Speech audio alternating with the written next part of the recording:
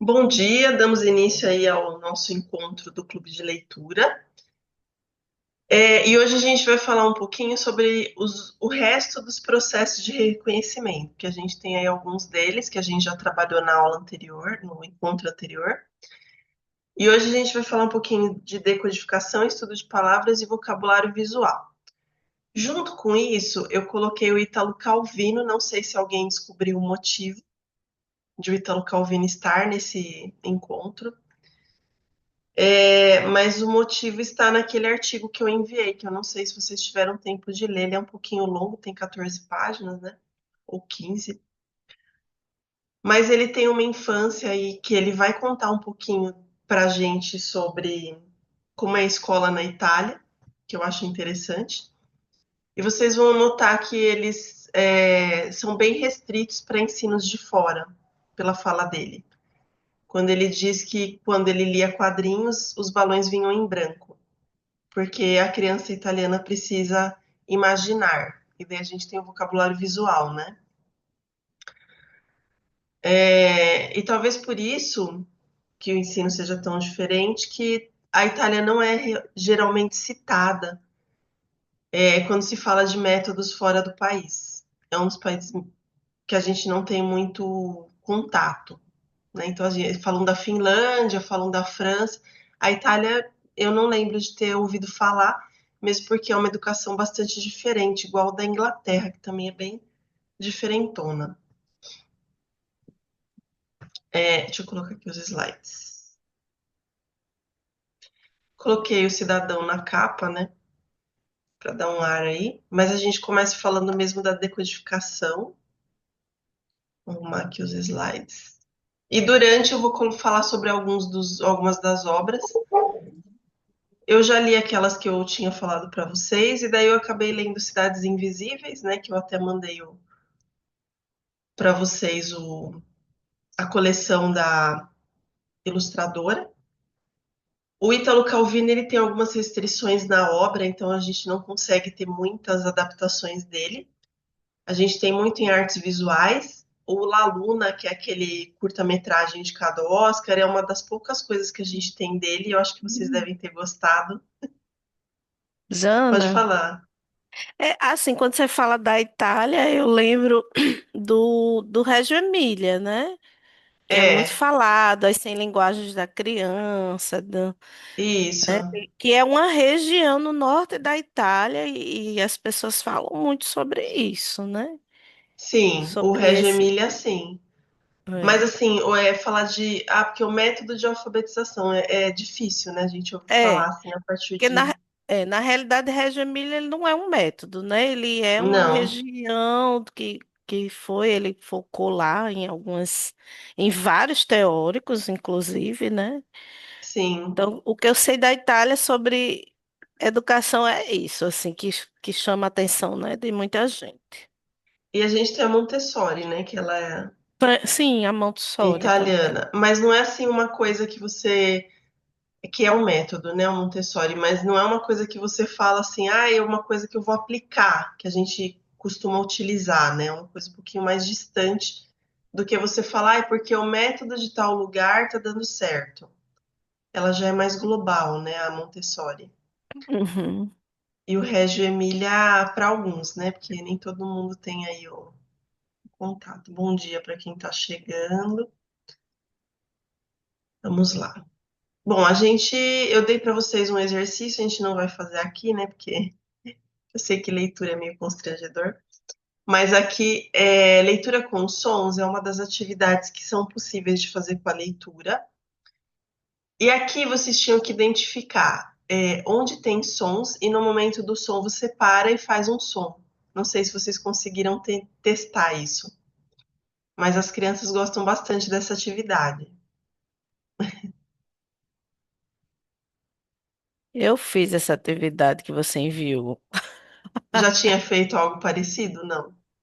Nas contações de história, né? Nas Ah, contações de história para crianças menores, geralmente a gente usa, né, esses recursos de fazer, né, imitar algum personagem, fazer uma voz diferente. Já e a gente sempre usa. Na educação infantil é.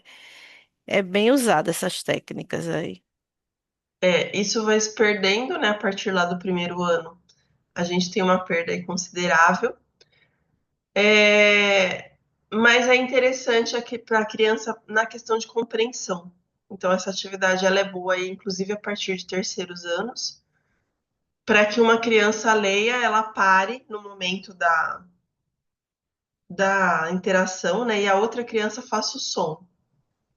Porque daí a gente tem uma compreensão das duas crianças. Uma criança tem que prestar atenção no que a outra está falando e a outra tem que fazer o som correspondente. Então, é uma leitura legal de dupla. Nos quartos anos, eu tenho uma sala bem agitadinha e eles são ótimos para isso. Então, os personagens, quando tem animais, que eu estou trabalhando num projeto de fábulas, animais, então, eles já sabem, eles mesmos se dividem e tem os que são os responsáveis por fazer os sons.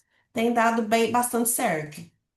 Sim, porque a gente aumenta aí um pouquinho a compreensão, né? Não sei como que eles estão em Sim. compreensão, mas Melhorou muito, muito, muito mesmo.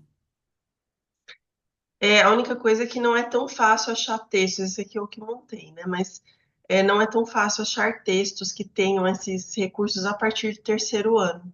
A gente tem Não, aí não é mais para os fácil. menores. Como assim quando eu li a sua ideia, eu dei uma customizada, porque eles mesmos criavam os sons nos textos que a gente estava trabalhando. Então, assim, não foi muito bem com o objetivo que você deu, mas eu achei que dava certo de montar naquela atividade com aquela sala. E eles gostaram bastante, eles pedem, como a gente todo dia está trabalhando em fábulas diferentes, eles mesmos já pedem, eles se preparam de uma aula para outra, que eu dou a fábula um dia antes, eles se preparam de uma aula para outra, para no outro dia chegar lá com o som já pronto. Eles gostam de som, né? Eu E a gosto gente vai falar bastante de folia. som hoje. Tem que ser interessante a aula, né? Ainda mais de leitura. Bom, a gente tem lá o nosso quadro de cérebro, né? E hoje a gente vai trabalhar com a via dorsal do giro angular e a via ventral do lobo temporal inferior. São aqueles do cérebrozinho menor, né? A gente já tinha preenchido uma parte. Mas lá no lobo temporal inferior, na via ventral, a gente tem o reconhecimento visual ou global das palavras. Esse é o objetivo da decodificação, do estudo das palavras e do vocabulário visual. Então, essa região é a que vai ser construída quando eu trabalho a leitura da forma como eu vou explicar hoje para vocês. Daí eu trouxe algumas atividades também, além das que já estão lá na partezinha do livro. Na via dorsal do giro angular, a gente tem a decodificação das palavras em voz alta. Então, essa conexão da visão com a fala, a gente vai ter, logicamente, naquelas áreas mais famosas, né, Wernicke e Broca, mas nesse momento da decodificação, elas permanecem ali na via dorsal, elas ainda estão em tratamento. Não sei se alguém tem alguma dúvida dessa parte, que é uma parte um pouquinho mais complexa aí, né, do encontro.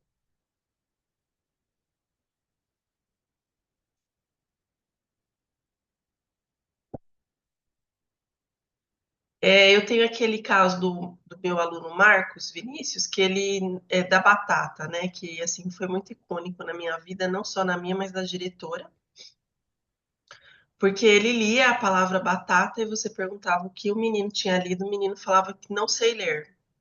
Daí você falava, lê aqui para mim. Daí ele, batata. O que você leu?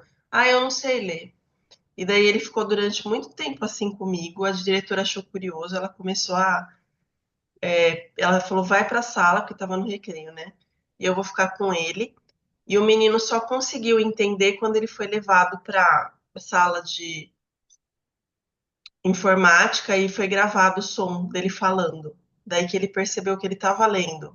Né? Então, essa consciência da decodificação das palavras em voz alta nem sempre vai acontecer quando a criança está lendo. Então, pode ser que a professora tenha a impressão que ela está lendo, porque ela sabe decodificar, mas essa consciência às vezes não foi construída nessa via dorsal do giro angular, que é quando ela não vai conseguir identificar e mandar as informações para a nossa próxima área, que é a de Broca, que não vai ser hoje. Alguma dúvida?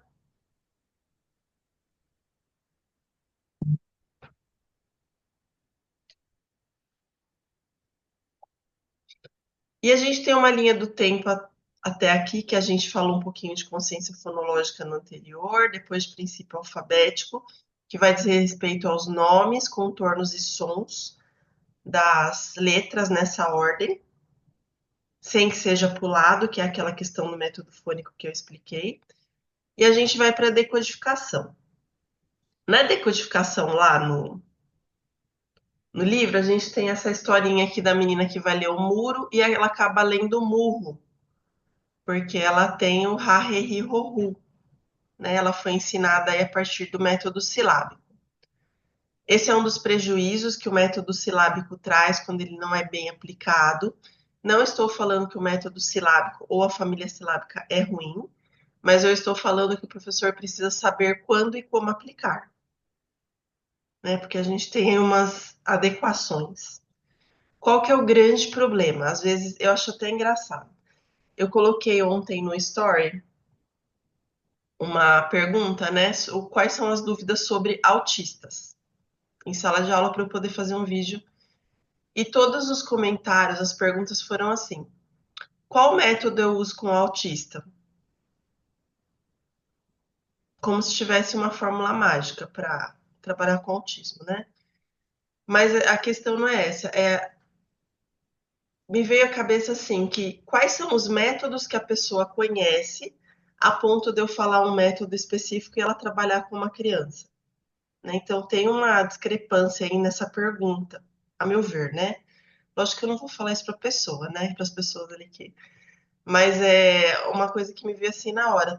Assim, não adianta eu falar, o método X é melhor, sendo que ela só conhece o método Y, ela não vai conseguir aplicar, né? Então essa coisa presa em métodos talvez prejudique um pouco a educação, porque a pessoa acha que conhecer um método vai resolver tudo e não vai, né? Que é a questão aí que a gente está vendo, que o método fônico ele é legal, mas naquela parte do princípio alfabético que eu falei para vocês a partir dos dois últimos pontos, principalmente, antes disso ele não surte efeito e nem depois.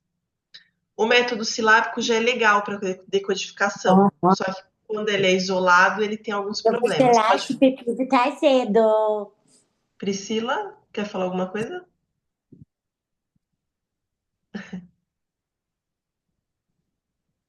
Não? Desculpa. Tava falando com meu filho, não sabia que o microfone tava ligado. Desculpa.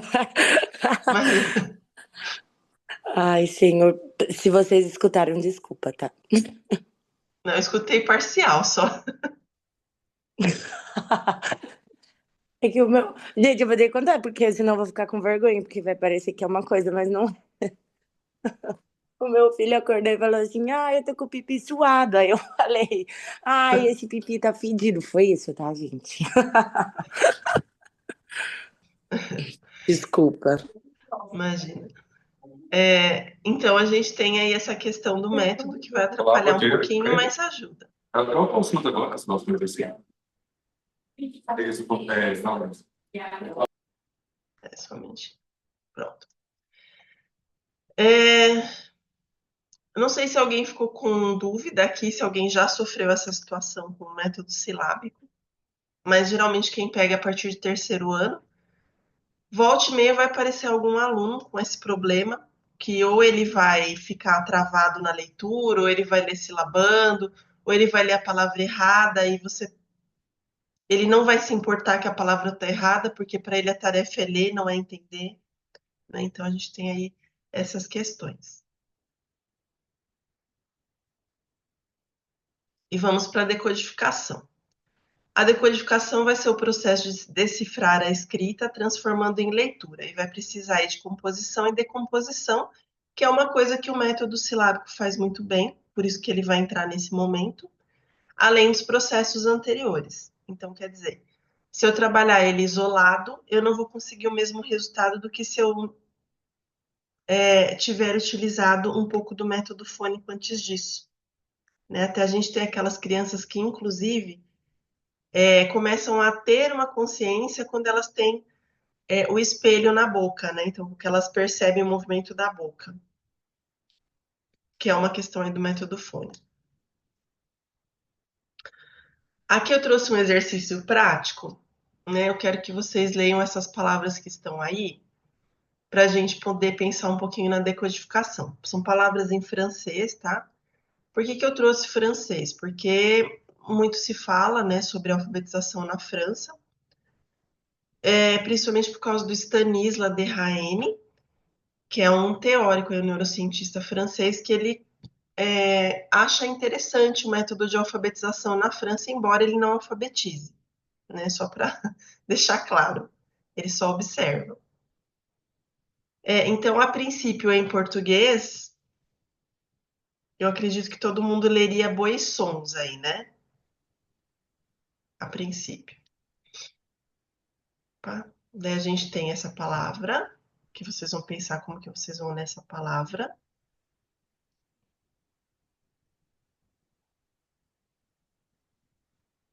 São 4 palavras. Tem o boissons, tem o eau, o lait e o jus.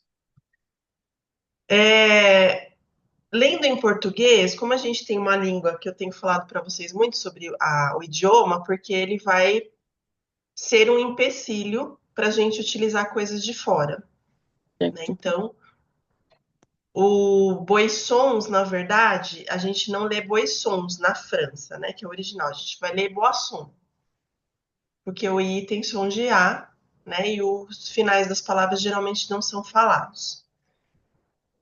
O eau a gente vai ler o, que é o boisson é bebidas, né? O é água, lé é leite e jus é suco. Que a gente nem tem esse som, né, desse i com trema em português, mas tudo bem. Daí a gente chega numa questão da decodificação e da questão do método fônico que é anterior no princípio alfabético, né? Pensando que a gente lê em português a palavra boissons e lá na França eles falam boisson, será que o método fônico que eles falam, que eles aplicam lá, pode ser aplicado da mesma forma aqui no Brasil?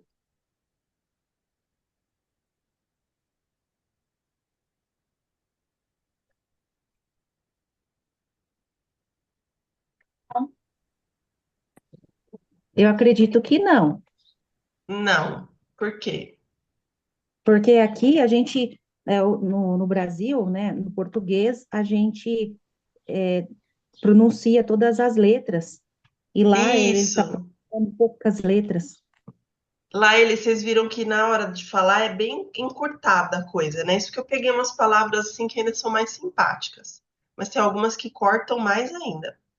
Então lá dá certo o método fônico até certo ponto também, porque eles estão com alguns problemas atualmente com isso. Mas o jeito deles falarem é muito diferente do nosso. A gente é muito quantitativo. Nossa língua é quantitativa. Então a gente vai falar cada letrinha com um som específico nosso. Falar que eu vou usar o método fônico da França no Brasil já tem um problema logo de entrada, porque a língua é falada muito diferente, né? Embora sejam as mesmas letras, porque eu vi uma menina falando no, acho que foi no TikTok, que que o método é excelente, não sei o quê, daí eu questionei, né? Daí ela falou, mas eles usam o sistema do mesmo alfabeto que a gente. Daí eu falei, sim, mas a pronúncia é diferente, mas ela continuou sem entender. E daí que eu tô mostrando para vocês é exatamente porque eu lembrei desse episódio, né? Então não dá para ser aplicado igual. E vocês olhando aqui, ó, se eu for falar em português, a gente iria, se eu falasse assim, separe as sílabas. Provavelmente ali no lé, a gente, light, né? A gente iria separar lá, it, ou se não, em boisson. Bo e sons. Mas do jeito que eles falam, a separação de sílaba também é diferente. Então, tanto a decodificação quanto o método fônico em outros países, eles vão ocorrer de modo diferente, tá? Então, só para deixar bem claro, para vocês não caírem na cilada, porque muito se tem falado dessa cópia, né? Precisamos saber o que estamos lendo para decodificar? Quando eu falei, leiam essas palavras, vocês precisavam saber o que era para ler? Para decodificar, na verdade, não é ler, né? Porque ler precisa compreensão.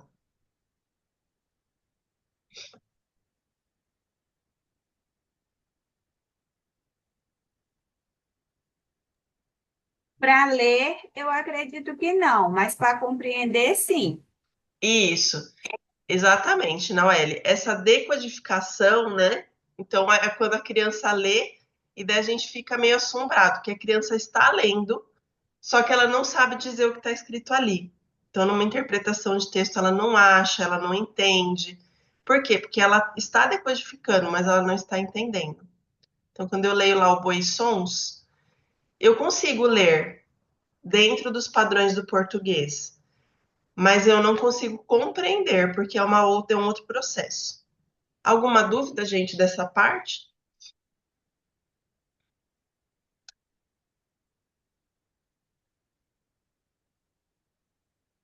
Não, né? Bom, o método silábico ele vai ser um grande auxiliar nessa decodificação, mas ele não pode ser único. Isso é muito importante. Porque a intenção dele é intensificar a composição e a decomposição, que é a base da decodificação. Mas isso, se vocês lembrarem, também é trabalhado na consciência fonológica no oral, né? Então eu passo do oral para a leitura, nesse caso aqui.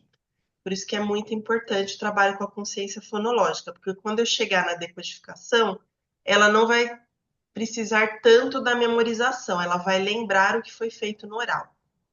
Isso é bem legal. E quando usado com memorização isolada, que é quando a gente usa as famílias silábicas para decorar, vai perder a função.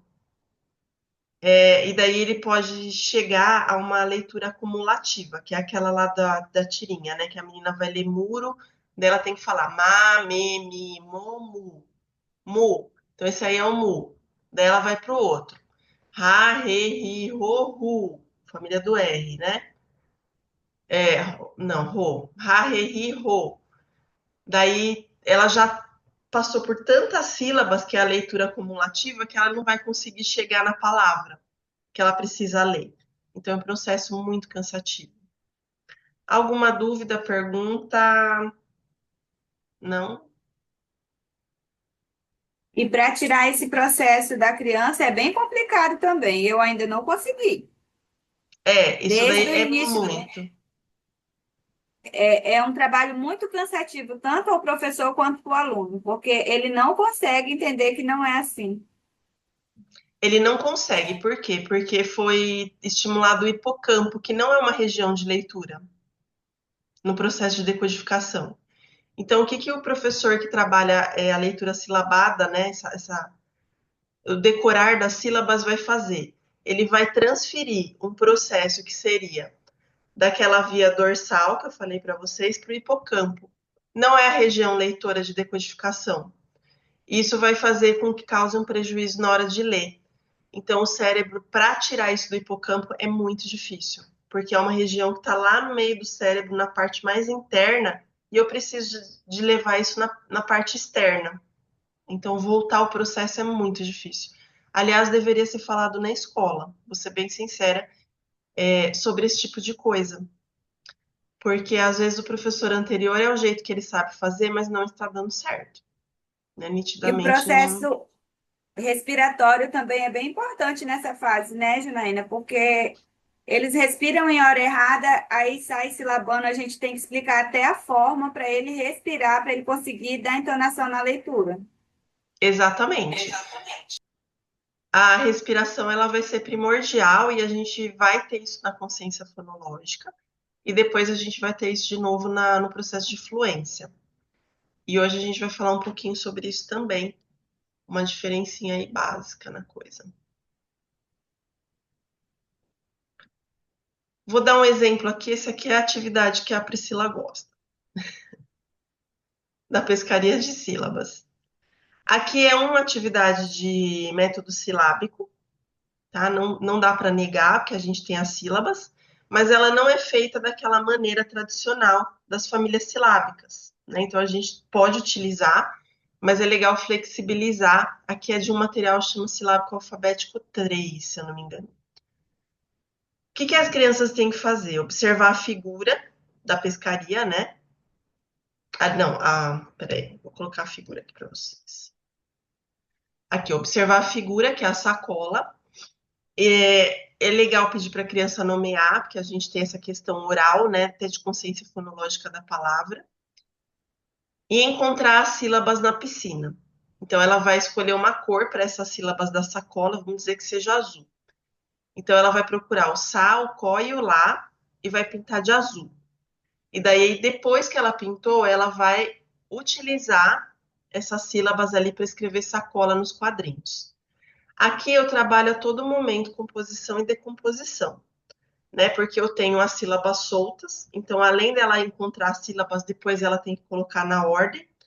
Aqui no caso elas estão já na ordem visualmente olhando ali de posição, mas isso não vai acontecer com todas, né? Então deixa eu ver uma que não vai acontecer. Sereia, que é uma outra palavra que vai ter na atividade, vai estar de trás para frente, ó. Então além dela achar a sílaba, ela tem que fazer um movimento de posição que nem sempre é fácil para uma criança, mesmo estando no silábico alfabético, né? Então, é uma atividade aí que é de método silábico, está trabalhando a decomposição, mas não faz o pensamento da criança ficar rígido nessa questão de memorização, né? Então, é o tipo de atividade bacana aí para fazer. Deixa eu ver. As atividades ajudam muito.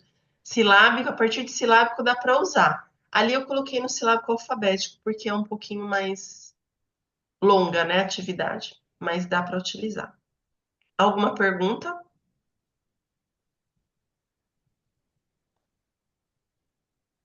E aqui a gente tem. Jana, Oi, pode falar. só um minutinho. Essa questão do hipocampo que você falou anteriormente, no caso, ela é a responsável pela memorização, é assim? É, a memória de longo prazo.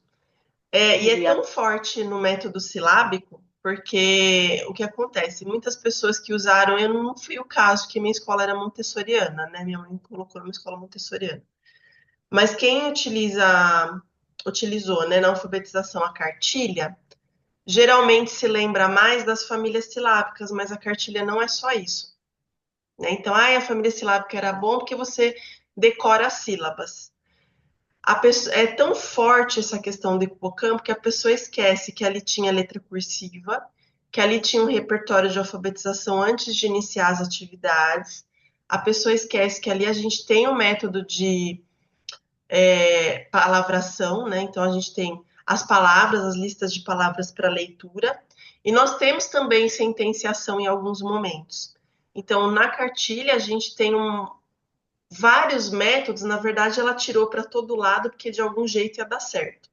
Né? Essa é a verdade da coisa ali na época, porque não tinha também parâmetros para isso, né? Para entender o que estava dando certo e qual tempo. Mas é tão forte a memorização que ela vai fazer com que fique nublado o resto das metodologias que estão ali. Então a pessoa vai acreditar. Tanto que tem pais que às vezes compram a cartilha Caminho Suave lá para dar para a criança porque ela está demorando para alfabetizar. E ele pula partes porque ele quer ir direto para a memorização da sílaba, porque é aquilo que dá certo. Então fica tão assim enraizado no hipocampo que o resto do cérebro deixa de funcionar para a leitura. Né? É muito triste isso. Mas é mais ou menos assim que acontece. O hipocampo ele vai ser um lugarzinho ali, bem no miolo do cérebro, então é um lugar. Nem tá lá nas questões de leitura, se vocês olharem lá nos cérebros que eu coloquei, ele nem aparece.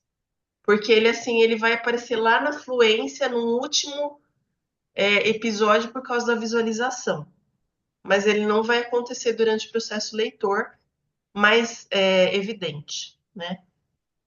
Deixa eu ver. Nomes depois das sílabas. Agora, aqui eu coloquei para a gente poder dar uma treinada naquelas atividades, se é de leitura ou se é de escrita, que a gente tem feito nos anteriores. Lembrando que o primeiro processo da leitura é visual e o da escrita é sonoro. Então, quando eu tenho atividades que eu puxo o nome da palavra de vez, é escrita. Se eu puxar, primeira questão do visual é leitura. No Palavras em Gotas, eu preciso observar Giana, as letras. Pode falar. pode repetir essa parte novamente, por favor? Qual parte? Que você falou da leitura e da escrita. Qual é da leitura e qual é da A escrita? leitura, ela tem Sim. o primeiro impacto é visual. Então, Tá. quando eu olho uma atividade, o que eu preciso fazer primeiro é olhar a letra, ou a palavra, ou a frase, é leitura. Se eu preciso primeiro evocar a palavra, o som da palavra, ela é uma atividade de escrita, porque são vias diferentes que entram, né, no sensorial. No Palavras em Gotas, eu preciso observar as letras e organizar formando o nome das palavras. Então, aqui eu tenho uma atividade de leitura ou uma atividade de escrita. Leitura. Por que leitura? Porque tem que olhar as letras para poder Tá, escrever.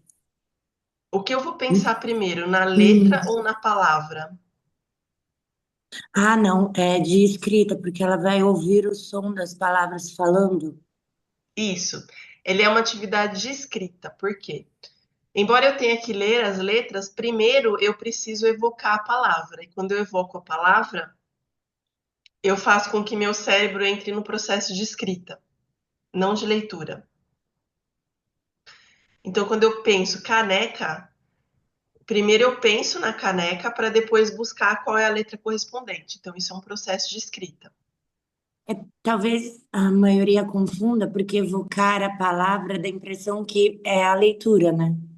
Isso, mas como eu estou partindo de uma figura, se eu Uhum. partisse da palavra, não, mas como eu estou partindo de uma figura, então eu vou evocar primeiro a palavra.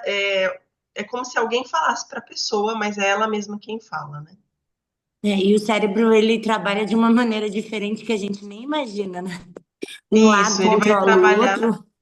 Isso. Ele vai trabalhar nesse caso aqui para desenvolver o cérebro escritor. Não vai ser o cérebro leitor. Embora eles Hum. tenham ali uma conexão, né? Mas a Igual a primeira, letra cursiva, que ajuda na fluência. a letra cursiva, né, ela ajuda na fluência, é mais de leitura. A gente vai ver mais sobre isso também a partir desse encontro. Esse daqui, ó, leque de palavras. Junte a sílaba inicial em destaque com a continuação das palavras e anote no quadro, depois faça uma figura para cada palavra. Isso é leitura ou escrita? Eu acho que é leitura, porque ainda a criança não sabe qual é a palavra. Exatamente. É leitura porque eu vou juntar as letras, né, a letra e a outra parte. Eu tenho uma decomposição diferente. E depois ela vai ter que fazer o desenho. Então eu tenho que obrigar ela a ler. Ela vai escrever a palavra, mas o processo inicial dela aqui é uma leitura. Porque é onde ela vai colocar o foco dela para poder chegar no desenho. Todas essas atividades aí, a partir daquela da pescaria, estão nesse material aí. Alguma pergunta? Não sei se está ficando claro que é bem diferente a leitura da escrita. Muito diferente. E ninguém sabe isso, nem as escolas, nem particular, nem município. É importante que fique assim bem visual para vocês, que quando eu penso na palavra, ou eu falo a palavra escrita, né? Quando eu vou direto para a parte visual, é leitura.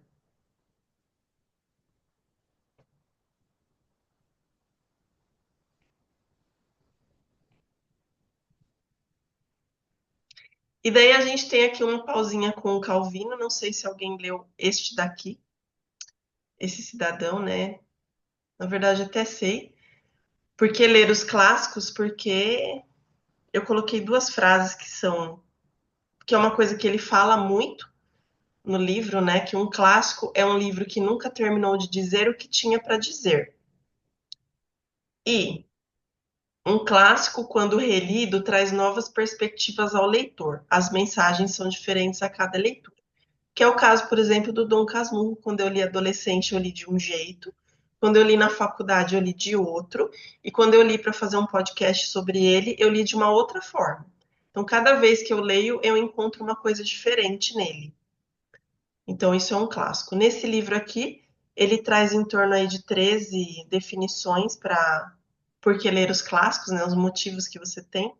E é bem legal porque ele faz uma linha evolutiva de alguns clássicos bem famosos, né? Então, é uma leitura aí um pouco mais desafiadora, mas ela vale a pena.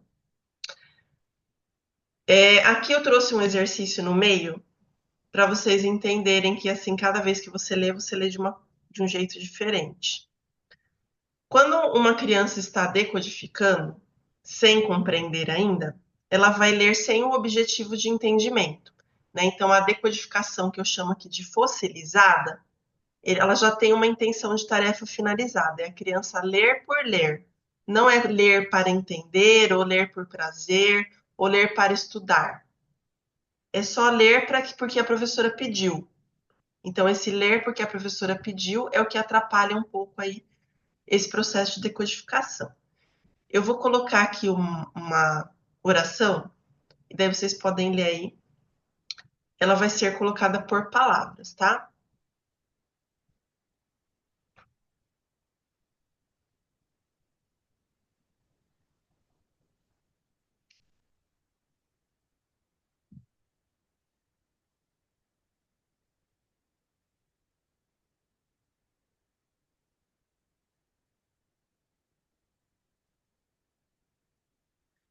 Se eu tenho um aluno que decodifica, e eu peço para ele ler isso, ele vai ler lá, né? Quando a mulher entrou na sala, ela.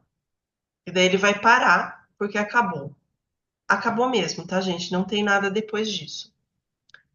Até conferir, não tem mesmo. Mas vocês lendo e eu parar aqui vai fazer com que provavelmente vocês se sintam incomodadas, porque vocês não vão saber o que aconteceu em seguida. Essa é a diferença de um aluno que compreende e um aluno que não compreende. E essa é uma atividade bem legal para vocês testarem a leitura da criança. Dar frases incompletas, porque o aluno que só lê por ler, sem entender, ele vai ler e vai achar que acabou. O que lê entendendo, ele vai virar para você e falar, mas acabou aqui? Ou se não, mas cadê o resto? Né? Então, é uma coisa imediata, quando a criança acaba de ler aquela frase, se ela está incompleta, ela vai questionar, cadê o resto? Né? Não sei se vocês já fizeram essa atividade, mas é uma sugestão aí também. Alguma pergunta? Jana, só você que pensa nessas coisas. Igual daquela letra de imprensa com a letra caixa alta, a bastão, você fez aquela atividade, só você que pensa naquilo. Não, isso daí, Pri, vem de outros. Na verdade, língua espanhola faz bastante esse tipo de leitura, Mas né? no Brasil No ninguém Brasil faz, não ninguém, chega. viu? Eu não Ninguém sei por fala que da não chega. leitura ser diferente da escrita, ninguém fala disso. A gente vai na escola, eles não falam nada pra gente. Sorte que eu tô fazendo eu conheço você, né? Aí eu consigo ajudar, mas assim, ninguém orienta nada, ninguém sabe, eles nem sabem nada. Geralmente vem umas coisas, uns produtos prontos, né? Para você aplicar teste de fluência, não sabe nem o que é fluência, aquelas coisas assim. Mas vamos indo, né, aqui.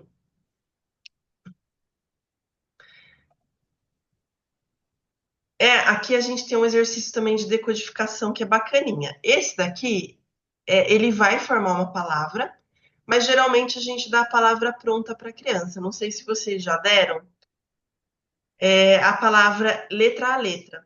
Então, aqui a intenção é que a criança leia em voz alta, porque eu preciso que a via dorsal funcione, né? A leitura em voz alta.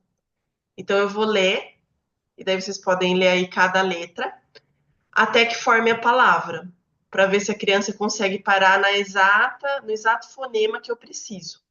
Né? Então, aqui a gente tem o J.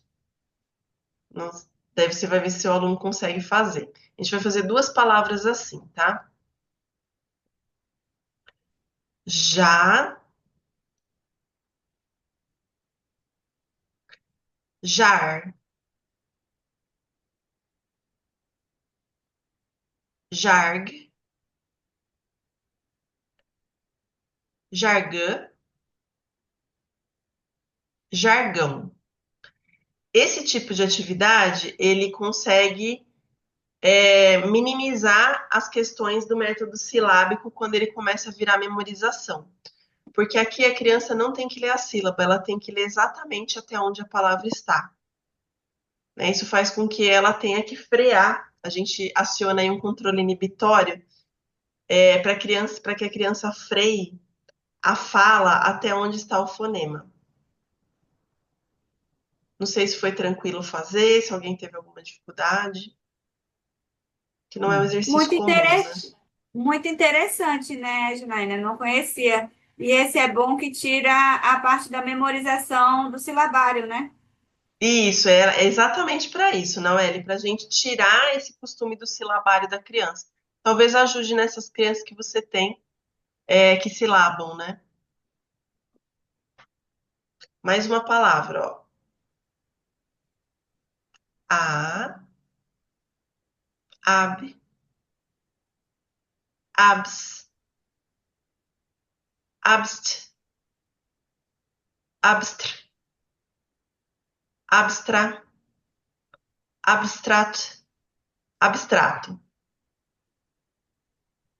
Então, aos poucos, vai formando a palavra mais fonema a fonema ou letra a letra, dependendo aí do som que a gente tem em português. Mas aqui a gente tem essa desconstrução da memória da sílaba, né, que é E bem aí, no interessante para primeiro ano, a decodificar. gente usa jargão e abstrato? Não, daí você vai para bola, boneca. Aqui é mais para adulto, né, gente? Pelo amor de Deus. Alguma pergunta?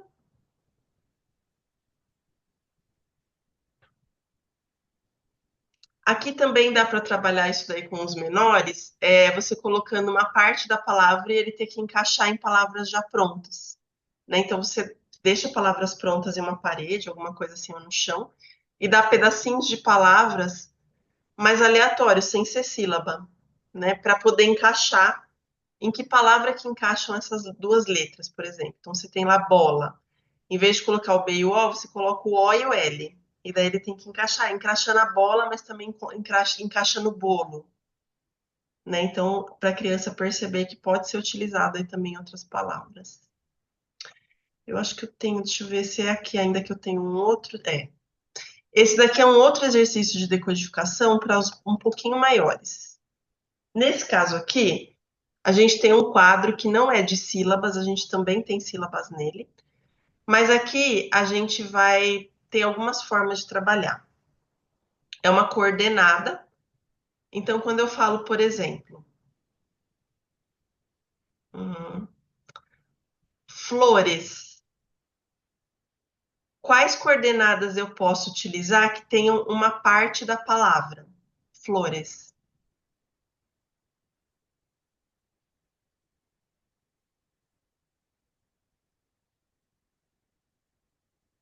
Não precisa ter a palavra toda, tá aí. 2E, 2E, 2E, tem o FL de flor. F5, F5, flor, isso. Or, né?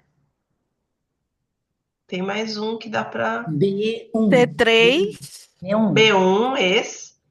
B3, não, B3 não. flores, não. É esse. B1. Aqui a B1. criança tem que localizar parcelas, mas também trabalha com essa deconstrução da silabação, né? Se eu tiver, posso também falar assim, ó, eu vou pegar um item, né? Vamos pegar aí o G4. E daí a criança tem que fazer uma palavra que tenha esse pedacinho. Por exemplo, empada.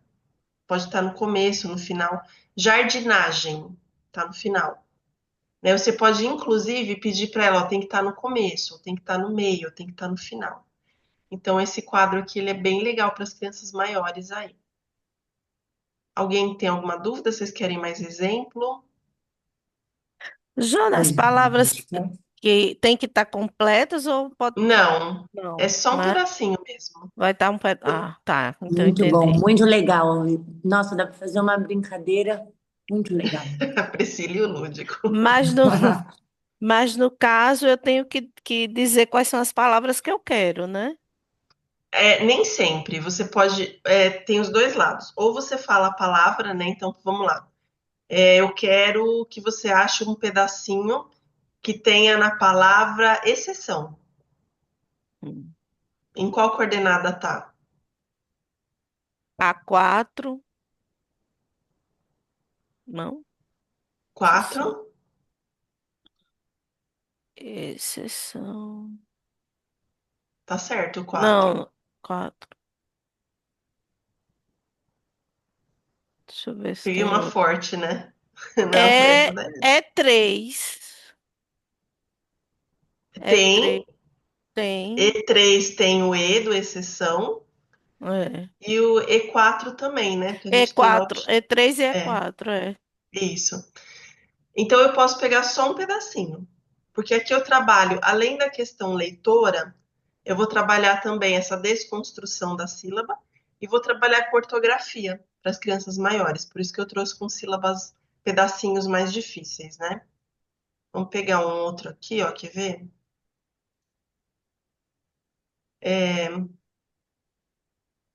Vou chutar o pau, hein? Opressão. Aí tem bastante.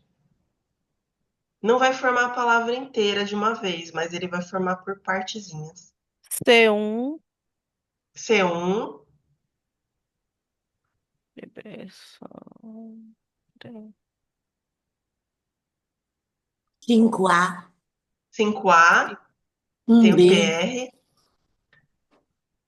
um B um B, isso, ES, tem o ES, e o B, 4A. 4A. 4A. 4A. Oprei. Ah, eu sou Eu, muito boa. Nossa Senhora. a Priscila adorou esse.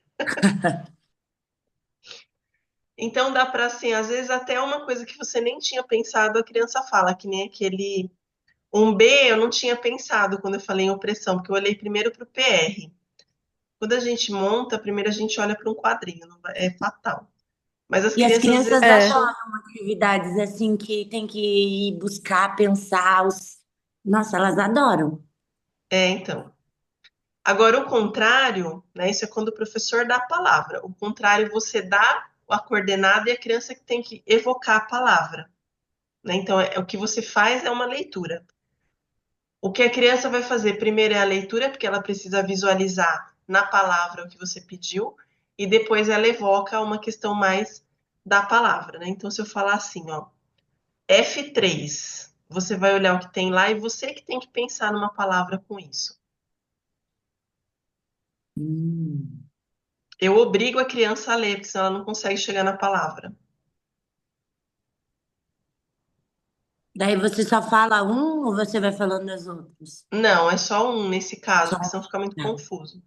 F3, uma palavra com esse pedacinho. Casca, casa, castelo. Exatamente. Deu para entender como é a atividade? Deu Hum. muito legal. Aqui a gente entra em um outro quesito. Como a gente está falando de decodificação, eu preciso falar para vocês sobre o som. E daí a gente conseguiu uma coisa diferente nessa questão de som, que vocês são os primeiros a saber, praticamente, né? Assim, poucas pessoas sabem. A gente conseguiu aí uma espécie de uma parceria com a Yamaha do Brasil. A Yamaha, aquela da moto, também faz instrumentos musicais e eles têm um projeto de sons muito legal, chama Sopro Novo. E nesse projeto eles têm algumas coisas que são relevantes para a leitura, muito relevantes. E para ter certeza e falar isso para vocês, o que aconteceu? Eu fiz as aulas deles para poder ir fazendo anotações sobre coisas que cruzavam da leitura com o que eles ensinam num curso que eles têm que chama ALM, Aprendendo a Ler Música.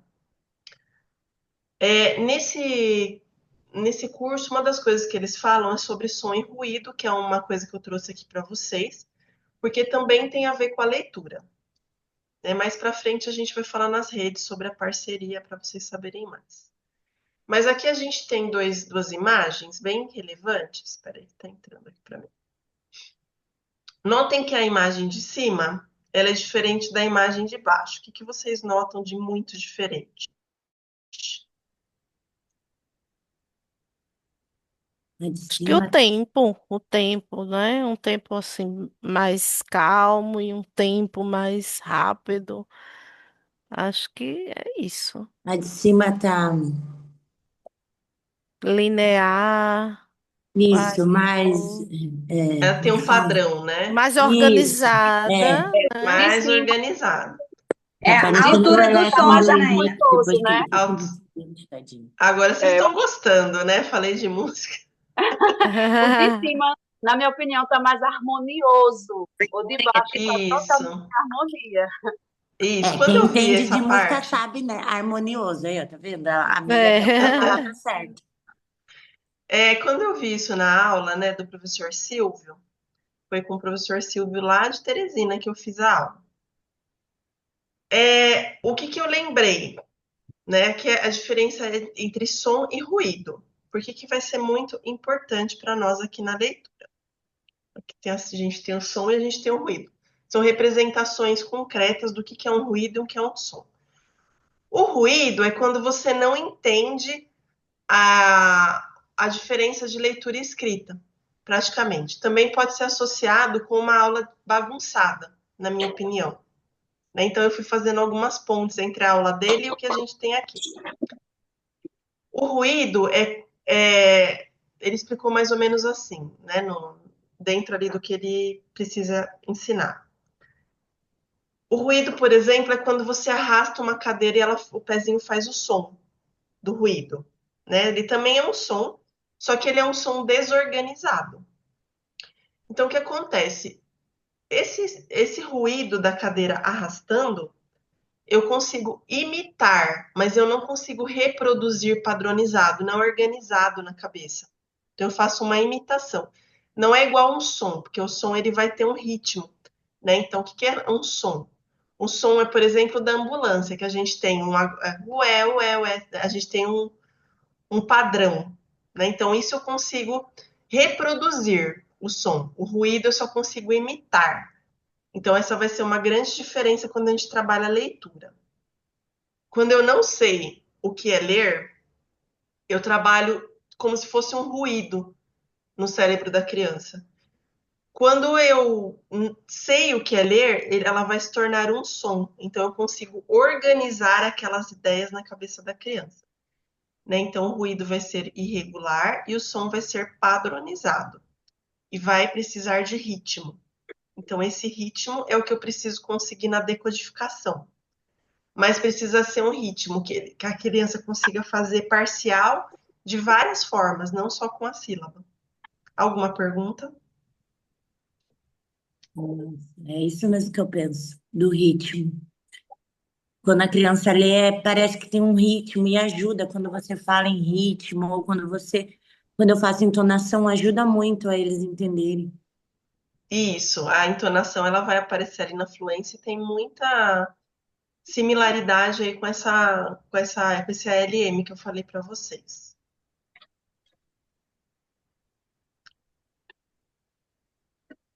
E daí a gente vai fazer a nossa pausinha literária aqui, antes de entrar no próximo assunto. Não sei se alguém foi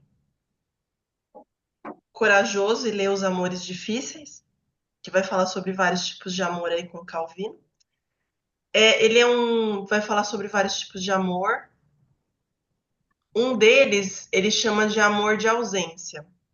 Então, tem um dos contos que acho que são duas partes do livro, tá? Eu não vou lembrar assim, porque é um dos livros que eu li antes, né? Então faz bastante tempo. Mas eu peguei um trechinho dele, muito pequeno. Em Amores Difíceis, nessa aventura de um esposo e uma esposa, a gente tem a seguinte história. Vou colocar aqui. São 4 partezinhas de 2 linhas para vocês lerem mais ou menos o que acontece.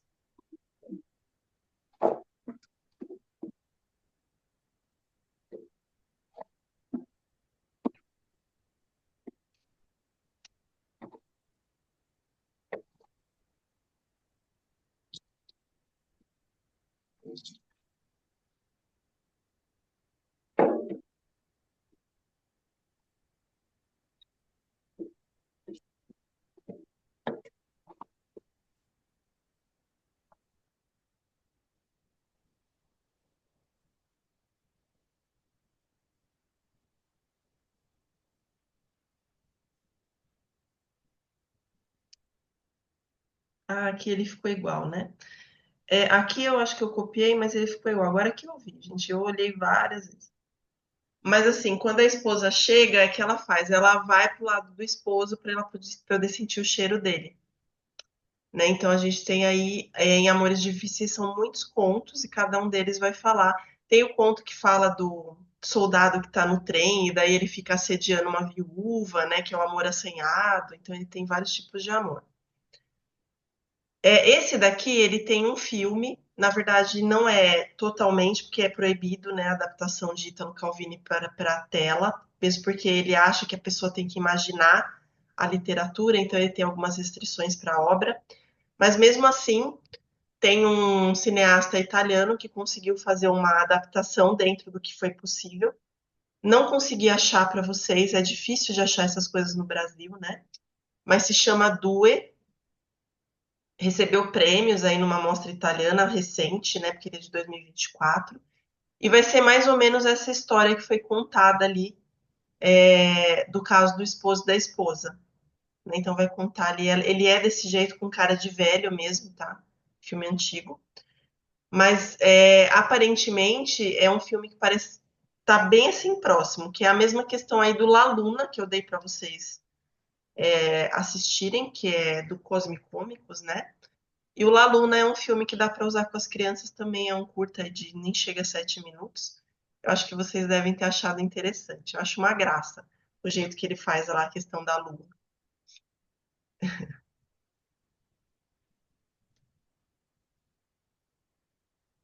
E daí ele põe umas coisas engraçadas, né? Quando ele pega as vassouras lá e mostra no bigode dos adultos, né?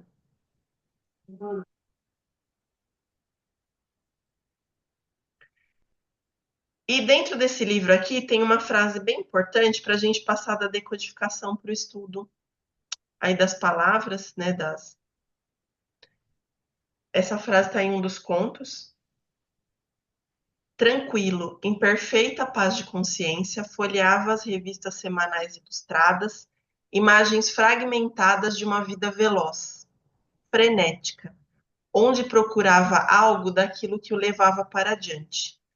Depressa descobriu que as revistas não o interessavam, meros vestígios de imediateza, da vida que corre pela superfície. Então aqui a gente tem uma pessoa que está lendo uma revista, mas ela quer uma coisa mais profunda. E ela não encontra na revista. Que é a mesma coisa que a gente tem quando a criança decodifica, mas ela não chega na compreensão. Porque lhes falta alguma coisa, elas estão na superfície.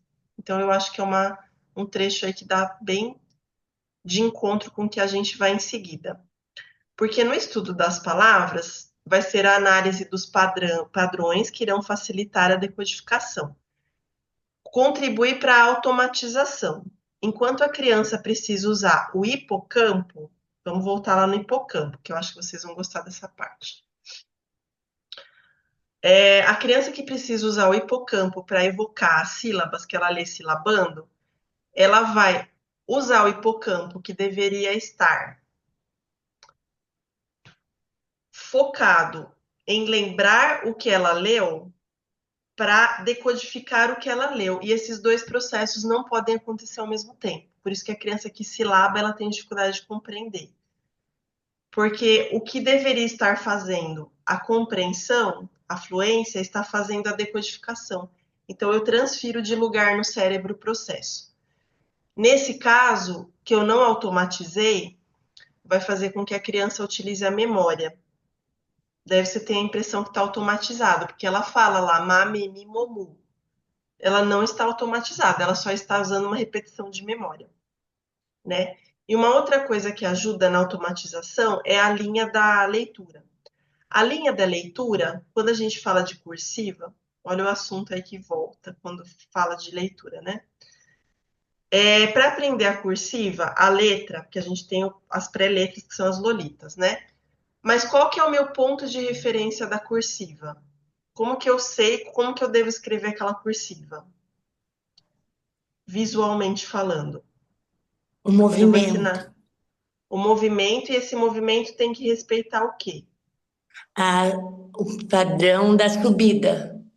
a subida e a descida. Então, a gente tem a parte central, né, o corpo central ali da letra. E quando eu vou escrever, por exemplo, um D, eu começo no corpo central, e daí eu tenho que subir a perninha dele lá para cima e depois descer. Então, esse movimento que eu faço com os olhos vai fazer com que eu tenha a linha leitora, né? Por isso que ele vai ajudar na fluência. Ele vai fazer com que a criança perceba que o olho precisa movimentar, o que não acontece quando eu escrevo letra bastão. Vou mostrar para vocês aqui o problema disso na leitura. Acho que na próxima slide, mas aqui a gente Tudo, já tem. Ah, não, tá Jana, aqui. eu entendi, mas o bastão não sobe e desce também? Sobe e desce, mas não tem as rebarbas, né? Quer ver? Vou entrar aqui Hum. de novo, porque não tinha aí. Aqui é um trechinho também do Amores Difíceis, já que a gente estava nele. E aqui tem várias. Esse aqui, na realidade, é até do soldado lá que eu falei para vocês. Eu vou colocar aqui para vocês um. Tá aí. Aqui a gente tem uns quadrinhos que eles vão representar 3 palavras desse trecho. Ah, eu sei o que não foi. Peraí. Tá vendo ali ó, no começo, e o tecido? A palavra tecido, eu vou colocar uma linha como se fosse uma linha de caligrafia, tá? Vejam que na letra imprensa, o T vai ficar um pouquinho para cima dessa linha de leitura. No I a gente tem o ponto, que eu não vou considerar aqui, e no D a gente tem a perninha para cima também. Se eu colocar para vocês desse jeito, né? Ali é como se eu considerasse essa linha. Então, se eu colocar palavra longa, palavra curta, palavra longa, vocês conseguem identificar no texto quais são essas 3 palavras que estão juntas? Elas têm todas o mesmo tamanho aí. Aflorou a perna? Aflorou a perna tem o F para cima, né? E para baixo. E perna tem o P, né? Hum. Vou colocar agora com a questão da leitura dos olhos, ó. Com o que tem para cima ou para baixo. Nesse caso aqui só tem para cima.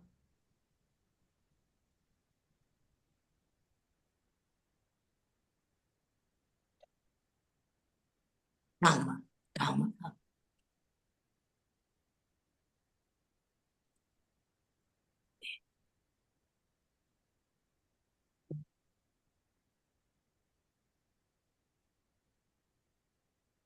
Através dessa Ó, através Encontro, do encontro de tubarões? encontro de tubarões, ó. Quando eu Hum. faço desse jeito com letra bastão, eu não tenho esse movimento dos olhos, Hum. porque eles têm todos o mesmo tamanho. Mesmo tamanho. Na Jana, letra imprensa e na cursiva, pode falar, Carol. na minha sala, eu uso muito assim esse recurso. Quando eu trabalho a letrinha possível, eu falo, olha, a letrinha que sobe da pauta é aquela letrinha girafa, que tem o pescoção. A letrinha que desce é a letrinha macaco, que ela gosta de pendurar no galho. A letrinha que fica só dentro da pauta é a letrinha ratinho, então vamos ficar atento. A letrinha girafa, que está lá em cima do pescoção, a letrinha macaquinho que pendura. Ajuda muito. Sim, eles gostam dessa parte lúdica, né? Aqui, ó, em Encontro de Tubarões, é que ali é lógico que a letra não ajuda porque esse é a Roboto, né? A fonte Roboto, ela não tem muito proeminente a coisa. Mas o nosso cérebro, na leitura, ele vai enxergar essa questão da parte de cima. E na cursiva fica mais evidente do que na letra imprensa, né? Então, se eu colocasse em cursiva, Por provavelmente que o T que, ficaria mais por para que cima. isso é para leitura? Por que que os meus olhos buscando lá em cima é leitura? Só para eu poder entender. Porque você consegue diferenciar melhor a forma das letras, porque elas estão para cima e para baixo, então isso cria velocidade na leitura, Ah, que vai ajudar na automatização.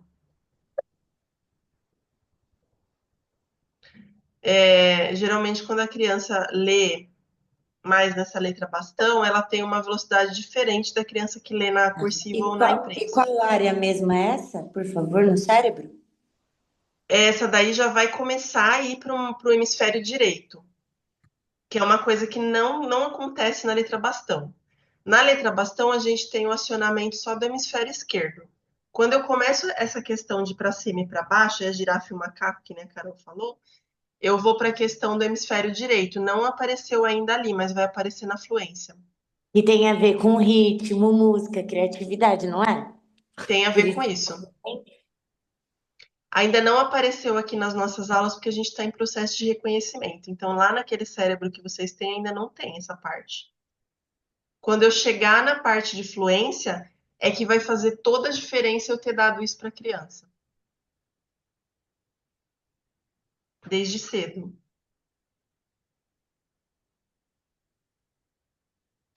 Vamos lá. E a linha leitora, ela pode ser estimulada antes da criança ler. Dá para estimular ela com o uso da cursiva, que a gente tem a pauta aí da cursiva, né? Nesse caso aqui, aquela pauta com o corpo do texto, mas tem vários tipos de pauta, tá, gente? Tem as maiores, tem o alibombom, tem a pauta regular, a pauta. Essa não é a pauta regular. Essa daqui é aquela que o corpo do texto, né? Das letras fica bem no meio ali, mais espremidinho, e a gente tem um espaço maior para cima e para baixo, exatamente para poder treinar essa leitura dos olhos, né? Da linha dos olhos. E nas partituras, a gente tem o pentagrama. O pentagrama ele vai ser um conjunto aí de 5 linhas, nos quais a gente tem as notas musicais, que vão ascendentes e descendentes. Eu trouxe aqui para vocês o material do Sopro Novo, que eu falei para vocês que eu fiz, só para mostrar aqui, que eu não posso copiar do livro deles, né? Mas aqui no livro deles, vejam só, eles têm, não sei se vai dar para ver, mas eles têm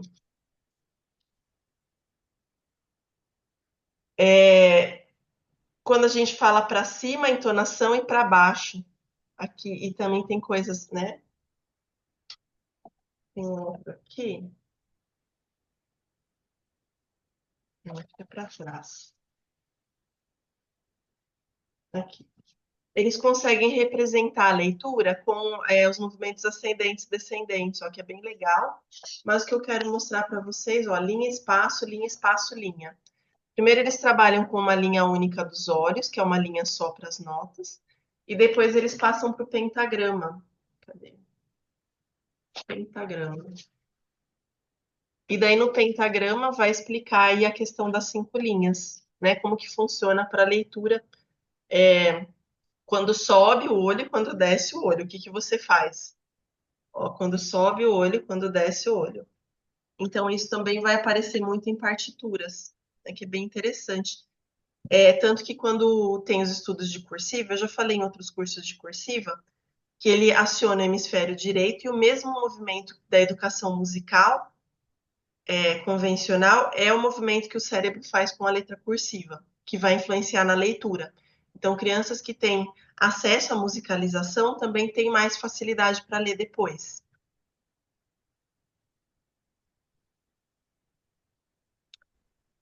Vamos lá. Ah, esse daqui é sobre o afetivo e o técnico. A gente tem aí a questão leitora também. Eu vou colocar um som para vocês. Como a gente está em Italo Calvino, eu peguei uma tarantela que é mais a cara, né, da Itália. E daí a gente vai fazer uma apreciação. Eu vou pôr só assim alguns segundos da música por uma apreciação afetiva e uma apreciação técnica. E depois a gente vai fazer isso com a leitura, porque são feitos da mesma forma, tá?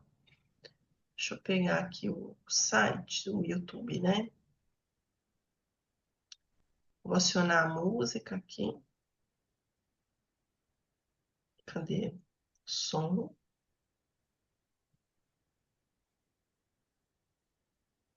Peraí que tá entrando. São tarantelas, né?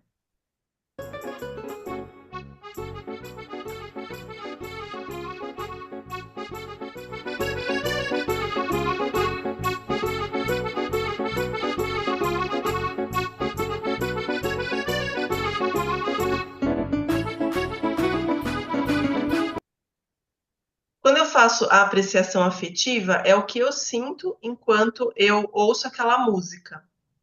Então, vocês conseguem falar o que vocês sentem ao ouvir? Muito bom, alegria. Ah, Alegria, lembra de Itália, macarrão. macarrão, Que delícia, um vinhozinho. vinho, ela já vai para o alcoólico, a Priscila. Essa aqui não lembra Moscow Mule, tá?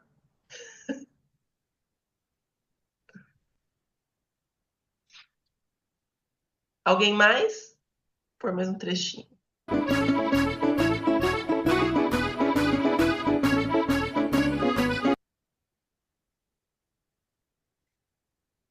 Nada? Vontade de dançar. É, vontade de dançar. Dança. Dança, Vontade de lembra a dançar. dança, né? Lembra dança, animação, tudo isso aí que Priscila falou.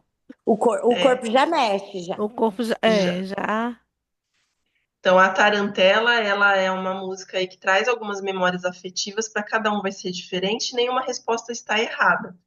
Tanto que há um tempo atrás a gente até forneceu aí uma atividade, acho que foi na Fada, que de sexta-feira a professora dava 5 músicas ou 10, não lembro. É uma coisa que eu fazia com meus alunos, né? A criança tinha que ouvir, daí ela ia pintar qual carinha que era de acordo com aquela música, como ela se sentia. Depois a gente conversava sobre isso, que é essa apreciação afetiva. E daí a gente tem a apreciação técnica, que é eu perceber o que está por trás daquela música. Então, como ela foi feita? Vocês conseguem identificar qual tipo de instrumento ou qual tipo de recurso foi utilizado? Só mais um pedacinho.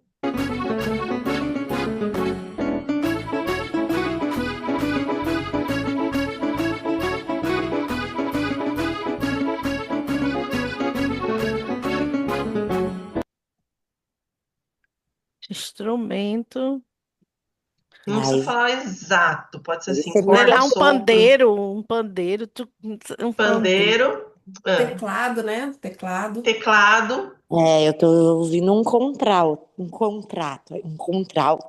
Não, aquele mais contralto. grossinho.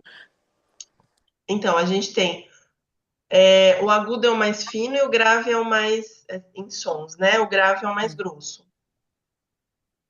É baixo que chama? Aquele O que deixa baixo, mais grosso?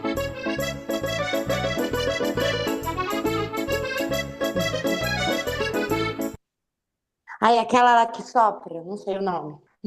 tem de sopro aqui também. Tem.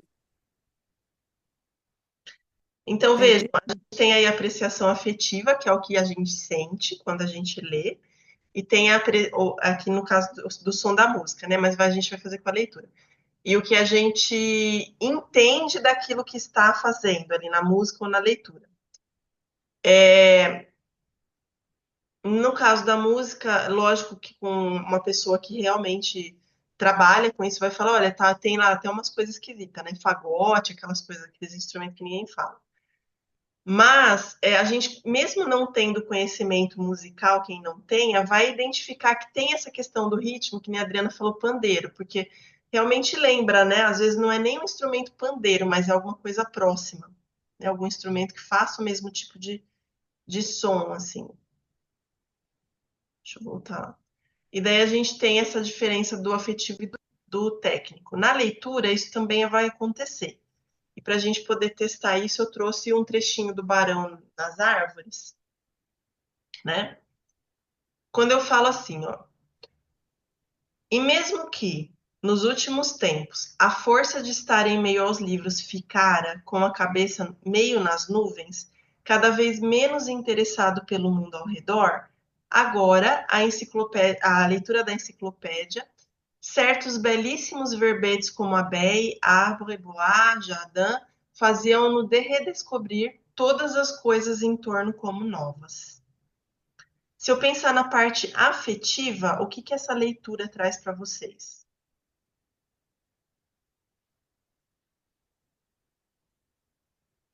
Contato Contato com a com a natureza, natureza, Eu acho que traz memórias de mem- uma escultura de de um povo. Cultura de um povo, né? Porque ele está lendo ali uma enciclopédia com umas palavras que estão em francês, né, também. Sabe-se Deus por quê? Porque o cara é italiano, né? Mas tudo bem.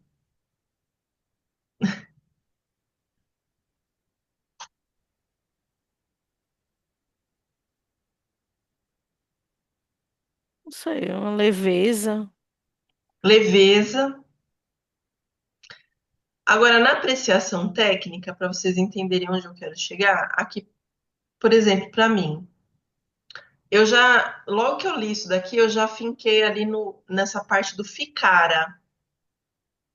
E mesmo que nos últimos tempos a força de estar em meio aos livros ficara, porque é um tipo de verbo que a criança não costuma usar na fala, mas ele é ótimo para escrita, né? A gente não utiliza isso para falar, mas é um tipo de recurso de escritor que na apreciação técnica eu tenho uma questão de uso diferente do verbo do que eu tenho na fala. Então, tecnicamente, eu já começo a analisar se esse escritor tem qualidade ou não, né? O que mais que vocês notam aí?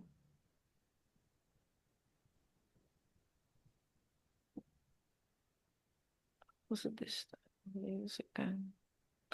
Eu acho que quando ele diz que ficar com a cabeça nas nuvens é como se ele estivesse relaxando, né? Isso, a gente tem o Algo uso também de analogias. como se ele se desplugasse, né? Menos interessado com o que Isso, está ao redor. Então ele fica relaxado. É uma atividade prazerosa. isso, a gente já consegue tirar, são as inferências, gente, olha que legal. Né? E aqui a gente está fazendo o quê? Um estudo das palavras que foram usadas pelo autor numa apreciação técnica. O que mais tem aí?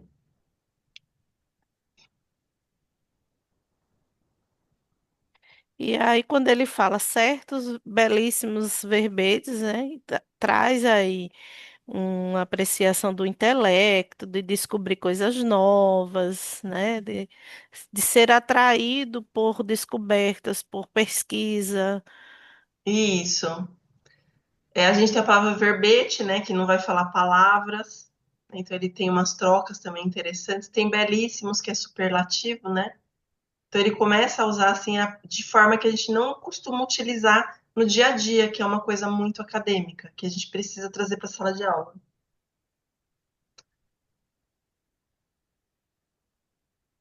Mais alguém?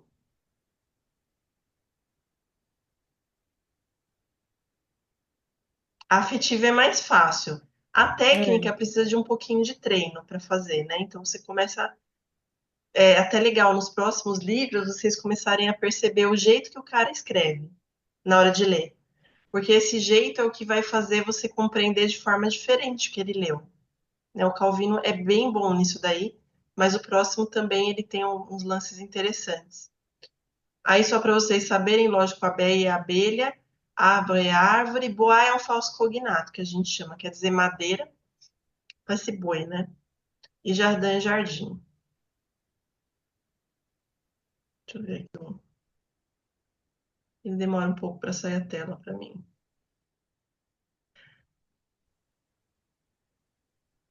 Aqui. Nossa, bastante. Peraí, bom dia, que encontro maravilhoso. Ficar claro quanto precisamos aprofundar os conhecimentos. O que preocupa agora é que no meu município a nova gestão adquiriu material didático em foco fônico. Sempre, gente. Sempre eles. Vocês sabem por que usa muito o método fônico no Brasil?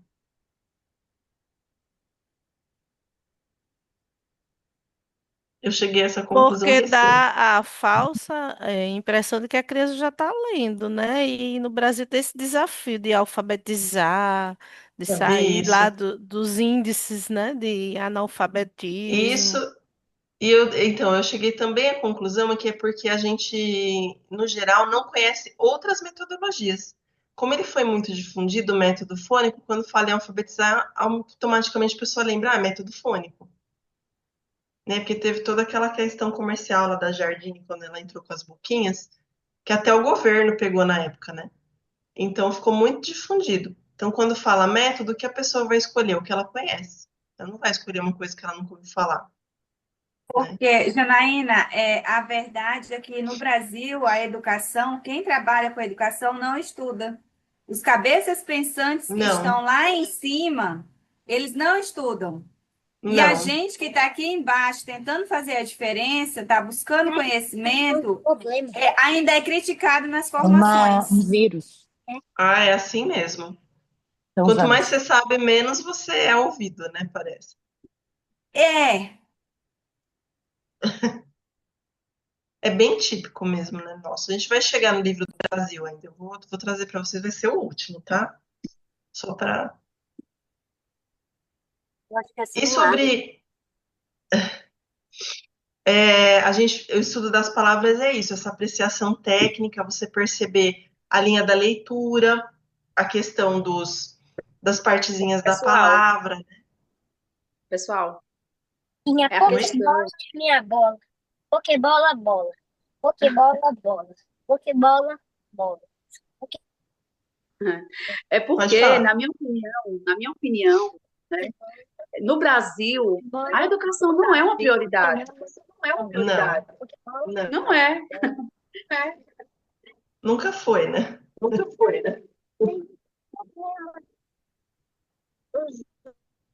Peraí, deixa eu só dar um jeito aqui no som. Tá. Então, passando para a questão do vocabulário visual, além dessa parte visual do estudo das palavras, né, a gente tem também o pezinho na compreensão. Quando eu chego nesse estudo das palavras e no vocabulário visual, eu começo a trabalhar um pouquinho com compreensão, que é quando a criança tem que estar com essa decodificação um pouco mais aprimorada, que já tem que estar quase que no automático. Então, aqui é o seguinte, eu vou colocar 3 palavras para vocês, e assim que eu colocar, eu vou apagar. E daí vamos ver se vocês conseguem ler, porque essa é a automatização. É uma atividade que dá para fazer com as crianças, que eu falo bastante dela, que é a leitura de uma vez só, né? Quando você mostra 2, 3 segundos para a criança e você esconde, para ela poder lembrar que palavra era aquela. Porque a gente precisa ajustar o tempo de leitura da criança, né? São 3 palavras, tá?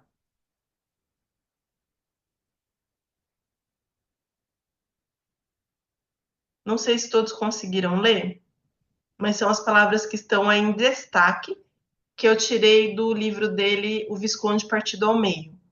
Nesse livro aqui, um visconde vai para a guerra, né? O Medardo. Medardo vai à guerra contra os turcos, ali é atingido no peito por um canhão, que o parte de modo sagital, dos pés para a cabeça. Somente uma metade sua é encontrada, tratada e enviada para sua casa em Terralba, que é outra palavra, sua parte má. Então, assim, ele é partido ao meio por um canhão, só que volta para casa só a parte má dele, é como se partisse a personalidade. E daí ele vira outra pessoa, né? Depois eles têm a parte boa deles lá, que vão falar depois no livro, mas basicamente é isso daí, que vai ser importante para o que a gente vai falar no final também sobre qual é a característica da literatura italiana. Não sei se todos conseguiram ler, mas é legal essa atividade, que você faz vários papeizinhos, ou se não até escreve na lousa, e daí você esconde, daí você deixa rapidamente a criança ver e tampa, para ver se ela conseguiu ler. Essa é uma atividade de leitura interessante a partir do primeiro ano para os alfabéticos. Daí você só vai aumentando a dificuldade da palavra. Lógico que eu não ia pôr boneca para vocês, né? Então eu escolhi medardo, sagital e terralba, que são palavras menos conhecidas. Alguma pergunta?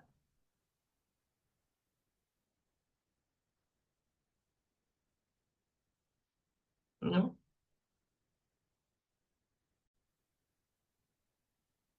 E aqui um exemplo de vocabulário Jana, visual. Falar. deixa eu. Nessa questão também a gente pode usar pseudopalavras para Pode saber usar se as pseudopalavras. crianças estão realmente lendo, né? Porque essas palavras pareceu pseudopalavras. É. Pode pegar até palavras de outro idioma. Uhum. Pseudopalavra, outro idioma, assim, não tem limite. Desde que você cause a leitura mesmo, e dentro desse tempo, né, que você estabelece que vai diminuindo conforme a criança aumenta de idade. Aqui é um exemplo de vocabulário visual, porque a gente tem a frase, e a partir da frase a gente tem que falar se é verdade ou mentira, olhando a figura. Então, uma menina está soltando pipa. A criança tem que entender, então aquele vocabulário que ela leu tem que estar visual na cabeça dela, para ela poder entender o que está acontecendo na figura. Eu tenho até uma atividade, isso aqui é de anos iniciais, né, que é o super pacotão. Não lembro se é o de leitura 1 ou 2, leitura escrita. Mas tem uma de quinto ano, que é a interpretação de imagens, que ela é super pouco vendida na loja. Mas é para resgatar essa parte que foi perdida da criança. Né? Então, lá, interpretação com imagens, quinto ano, às vezes o professor de quinto ano veio falar, mas é com figura, né? Não vai, mas é para resgatar isso para as classes que estão com problemas. Né? Então, E eles algumas têm coisas eu muita ponho na dificuldade em loja, fazer isso. tem. Assim, ver figura parece que não vê detalhe nenhum, né? E quando tem o texto junto, eles começam a perceber, que vai ajudar na leitura deles também depois. Né? Então, é bem importante. Mas eu coloco aquele tipo de atividade que eu falei, vou fazer porque eu vou salvar o Brasil. E daí os professores nem sabem do que eu estou falando, né? Então fica um pouco difícil. Porque daí você põe um negócio desse, daí a pessoa vem e fala, ai, você tem atividade com o Bob Goods? E você fala, ai, gente, eu não tô no mesmo planeta que essa pessoa.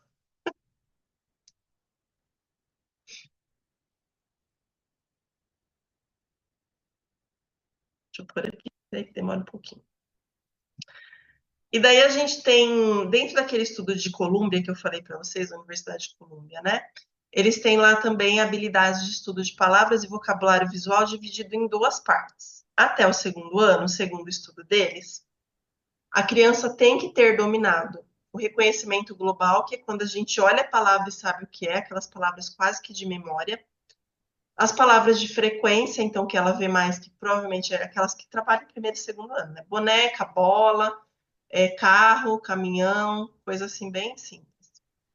Localização, o que seria essa localização? Quando você pede para a criança localizar no texto alguma coisa, que é aquela interpretação, localização explícita, né? Ah, o gato é medroso. Como que é o gato? Circula lá no texto. Então, isso daí é a localização do que está escrito. E exercícios com cronômetro já são indicados para crianças até segundo ano. Né? Quanto tempo ela leva para ler aquilo? Vai me indicar se ela está decodificando com habilidade de estudo de palavra ou não. É isso que faz a chave virar, essa velocidade. A partir do terceiro ano, localização de similaridades. Então, quando ela lê lá, aí eu coloquei des, né? Mas tem outras, por exemplo, o sufixo des. Quais palavras terminam com des? Holandês. Então, essa partezinha, ou se não com in, imperfeito, imparcial. Então, ela localizar o que tem de igual nas sílabas de uma palavra e de outra, a partir de terceiro ano é importante. Troca de tonicidade, que é aquele exercício do encontro anterior. Quando eu peço para ela ler cada palavra na frase em um momento diferente com mais tonicidade. Então, ela é bonita. Ela é bonita. Ela é bonita. Ela é bonita. Então, quando eu troco a tonicidade, também é importante, a partir do terceiro ano, é um estudo de palavras na leitura. E a construção leitora, né? Então, quando eu começo com essa apreciação técnica que eu falei para vocês, também está dentro aí dessa questão do terceiro ano em diante. Alguma pergunta? A gente vai entrar aqui no como que são os trajetos, né? A gente vai falar do italiano, mas aí eu tenho, como eu entrei com essa parceria com o Sopro Novo, eu tenho mais ou menos presente para vocês, o que eu consegui com eles. Como vocês estão no clube de leitura, eles começaram essa semana uma turma nova, e daí eu consegui um brinde, mais ou menos, tá? Eu vou colocar aqui para vocês no chat um link que vai falar sobre o curso, quem tiver interesse. Só que eu só consegui para quem é de escola pública, sinto muito, não dava para ser muito assim. Quem é de escola pública, só dois, tá? 2 primeiros de escola pública. Para fazer um curso que ele dura 3 meses deles, que é esse ALM, começa fazendo toda essa questão de som e vai terminar, gente, olha que bonito, lendo partitura já. E é verdade, porque eu vi isso acontecer numa turma. Partituras mesmo. Paga somente o material do curso, né? Que é um valor aí aproximado de R$ 150. Vem a flauta, vem o livro para casa de vocês e vem um brinde, que eu também recebi, mas eu não posso contar o que é. E daí eu vou colocar um link, se vocês tiverem interesse, é até o dia 30 a inscrição. Na verdade, era até semana passada, mas daí eu conversei com a Cristal, que é a responsável na Yamaha, né? Marquei um café com ela, fui falar com ela aqui na cidade vizinha, tudo. A gente falou sobre o projeto de juntar a música com a leitura, ela gostou muito. E daí ela cedeu essas 2 vagas, mas ela falou que ela só conseguia isso com escola pública por causa do Instituto Yamaha do Japão. Tá? Inclusive, eu tive que falar com o japonês lá do marketing deles também. Vou pegar aqui o link para vocês. Quem tiver interesse, Janaína, pode clicar. mas aí é para adulto ou é para criança? Para adulto. Pode ser adolescente, não é? Adolescente também consegue fazer. Se a criança quiser fazer junto, não tem problema, entendeu? Deixa eu pegar aqui o link que tá na minha conversa aqui para cima, entendeu? Então, no caso, eu Copiar posso me endereço. inscrever como professora? Pode, porque como que eles controlam, né, essa questão da... Deixa eu ver se vai o link. Foi, né, o link?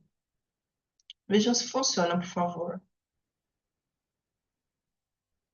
Eu acho que sim. Eles vão pedir, no final da inscrição, uma comprovação de que você está em escola pública, né? Então, você vai falar, sou professora de escola pública, e daí tem a comprovação. Eu acho bem interessante, eu fiz o curso pagando a princípio, né? Depois que entrou essa questão do contato, e lá tem o preço total para vocês verem também. Quem não for de pública e tiver interesse, eles dividem o valor. Particularmente, eu não acho caro, porque é uma escola aqui de música em São Bernardo, não sei como que tá no município de vocês, mas parte aí de, por mês, 200, 250 se ela for ruim. Que aqui perto de casa tem uma que custa 1.000 e pouco, que é a escola do rock, né? Eles fazem vários instrumentos ao mesmo tempo. Que nem existe. É o School of Rock, né? Ela é muito boa, essa escola do rock, mas ela é muito cara. E a gente tem umas mais simplesinhas. Esse daqui é online, que nem eu falei, eu fiz o curso com o professor Silvio lá de Teresina. E uma coisa que eu acho muito interessante é que um dos princípios do Sopro Novo é que você ensine com alegria. Então, todas as aulas são muito alegres. Muito. É assim, um outro ambiente, bem diferente da instituição escolar. Que daí quem fizer pode contar depois a experiência, que eu gostei demais. E daí várias coisas eu fui trazendo junto, né? Não é comigo, tá, gente? É sempre com eles. Esse daí da música foi só uma coisa que eu consegui extra para quem fazia o clube. Depois a gente vai até anunciar o curso, mas sem esse desconto para quem é ali das redes. Aqui a gente tinha os franceses, eles são sensoriais, né? Deixa eu botar aqui. Vamos lá. Os americanos muito psicológicos. Os britânicos têm uma conservação histórica muito forte nos livros. E os italianos, não sei se vocês chegaram, né, nisso, mas a gente tem outros exemplos, como Pinóquio, né, que é de um escritor italiano, tem a Divina Comédia, lá com o Inferno de Dante, Alighieri, né? Eles gostam de livros que trazem reflexões sobre a vida. O italiano é muito reflexivo, e daí você vê isso também na escola do Calvino, quando eles trazem para as crianças fazerem os diálogos das tirinhas, e eles podem inventar como eles quiserem, porque eles fazem refletir sobre o que está acontecendo na imagem. Eles não dão pronto. né? Então, essa reflexão sobre a vida é muito forte na literatura italiana, independentemente do autor ou do movimento literário. No caso do Calvino, ele está num realismo fantástico, é o mais próximo dele, que é o mesmo que a gente tem ali, como eu falei para vocês, com o Garcia Marques, que daí tem na Netflix os 100 Anos de Solidão, e tem o Borges também, né? Que também é um escritor próximo do Calvino. Não são muitos que a gente tem um outro. Eu acho que ele é britânico. Não, é francês. Que ele também traz realismo fantástico, eu não vou lembrar o nome agora, mas eu li na faculdade. Bem interessante também.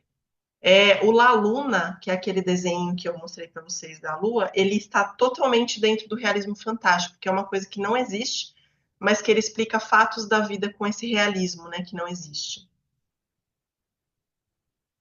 E o nosso próximo já é de compreensão, vocês já estão graduadas aí no processo de reconhecimento, a gente pode passar para a compreensão e a gente vai de Dom Quixote. Já adianto para vocês que se vocês comprarem o Dom Quixote adulto, que é o normal, é uma leitura difícil e longa, porque é um livro comprido. Eu sugiro que vocês leiam as adaptações infanto-juvenis ou até mesmo o Dom Quixote em quadrinhos, que também tem essa opção, não vai perder nada do autor no processo de compreensão. Trouxe duas frases do Cervantes, que é um escritor, né? Onde há vontade, há um caminho. Aí tem o Don Quixote em quadrinhos, que vai trabalhar com conhecimento prévio. E ele tem uma outra frase que eu gosto na obra, que é: a estrada é sempre melhor que a hospedaria. Que quando você está em movimento, você não se acomoda. Então ele tem frases também muito reflexivas no livro, embora seja um autor praticamente medieval, né? Ele está ali com o Cyrano de Bergerac em tempo, um pouquinho para frente até. Mas é uma obra aí que ela é bem interessante pela imaginação, por isso que a gente tem aí dentro de compreensão Dom Quixote. Alguma pergunta, gente?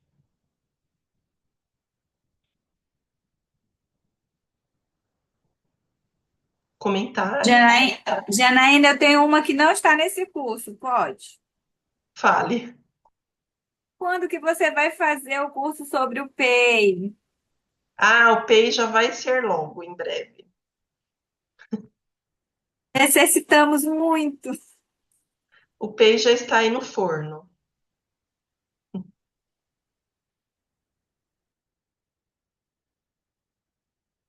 Gente, deu para entender tudo da questão aí do decodificação, que tem que ser automatizada, que os métodos não são ruins, o ruim é o jeito que a gente usa às vezes, né? E querendo trazer da gringa, né? Que igual a gringa faz, não dá. Dá para usar, mas tem que ser adaptado. E só usa um, né? E ainda usa de forma errada. Exatamente, porque não foi feito pra gente, né? Nem é daqui o método. Que nem eu falei, acho que é porque é o mais conhecido, né? Senão, que vai usar o quê se não usar o que conhece, né? E mais a questão é que a Adriana falou, que parece que é mais fácil, né?